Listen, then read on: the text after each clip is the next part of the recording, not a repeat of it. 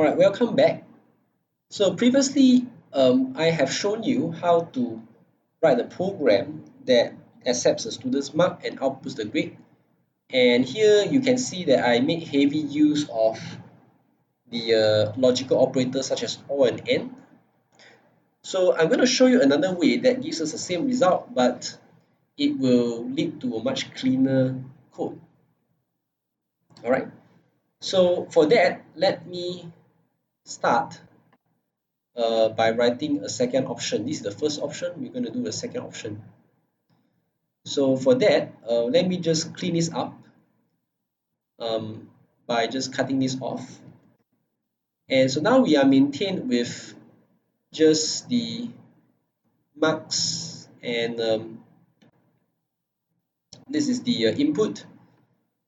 So right now I'm going to, first of all, again, we want to filter. This is option 2, by the way. Option 2. So I would like to filter invalid numbers.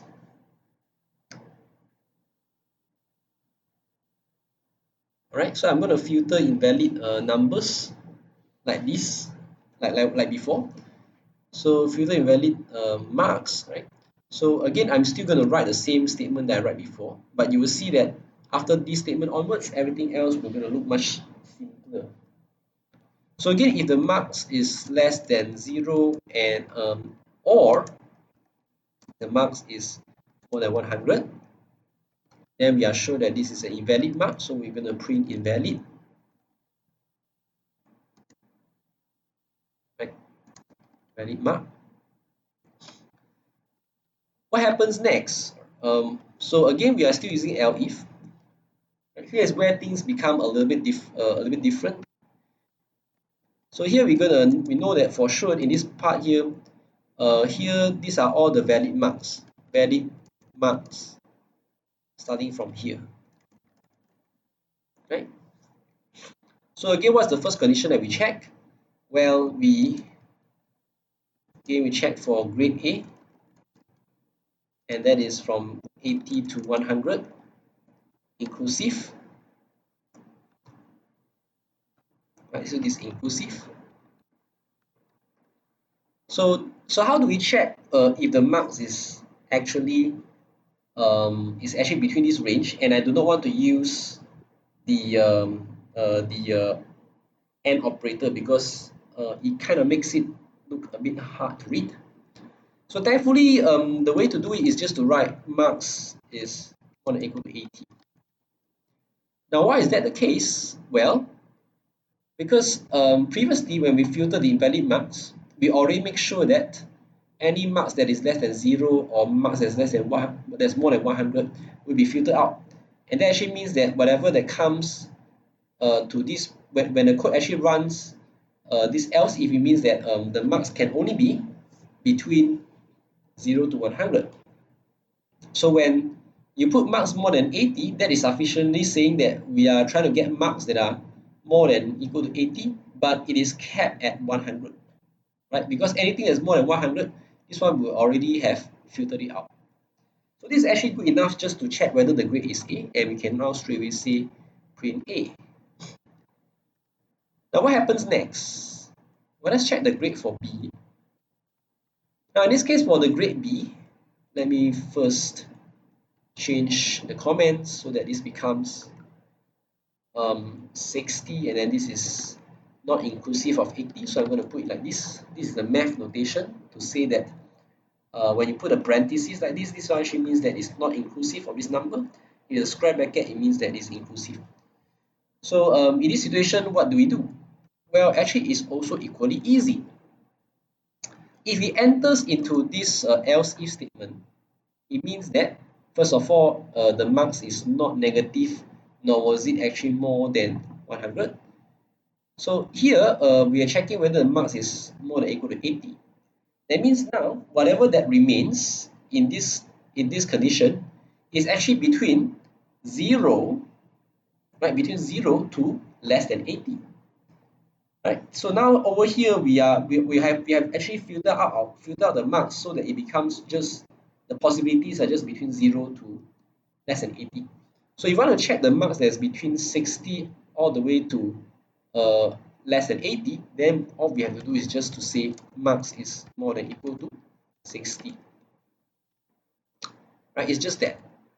So that will allow us to you know check the make sure that check all the marks for grade B, right? Just simple, right? Because the previous statement has already inferred what has been filtered from the marks, the domain of the marks, and you can see how this is gonna repeat, right? So when it's C, which is from 50 to less than 60, that means right now we just have to check whether the marks is more than 50, and we know that this is C. Now what happens next? So for the grade F, so for grade F is actually between 0 to less than 50. So in this case, it's just else, right? Because whatever that's left over is just going to be between 0 to less than 50. So that will actually be what happens after we have filled out all these conditions. So here we can say that this is just print and then F, and we are done. So it actually should give you a correct output as the one before, except that it is much cleaner. So let's run it and see. To make it easy for you to see, I'm going to use the terminal in this window. So let's put it up and then try running it again. So enter marks. Let's try to enter -1, and sure enough, it shows invalid mark. I run again. This time I run 100.1 and it gives invalid mark again. Now let's try all the valid grades. Starting from, let's say we try the marks of 80. Okay, A, so that's correct. If I run 100, it is also correct. If I run again with 79.9, it goes down to B now. Run again with, in this case, 60, then we get B. Run again, and now I try 59.9, and it becomes C. And now I try 50. Right? Run the program, and then I try 50. Then it's still 50. Then when I run again, this time with a value of 49.9, that gives me a fail, which is correct also. And what now? Finally, let's try with 0, and it works just fine. Okay, so from here you can see that you can use some good strategy to write the conditions for the if statements, knowing what happens to the conditions above, right? And you know how much numbers are being filtered, then you can design your if statements with a much more shorter conditions, right? So that's all for this video. In the next video, we are going to talk about what we call as short circuit execution evaluation in the Boolean expressions, and then how is that useful for us to write an if statement where some portion of the Boolean expressions is executed and some are not evaluated at all. So we will see that in the next video. Bye for now.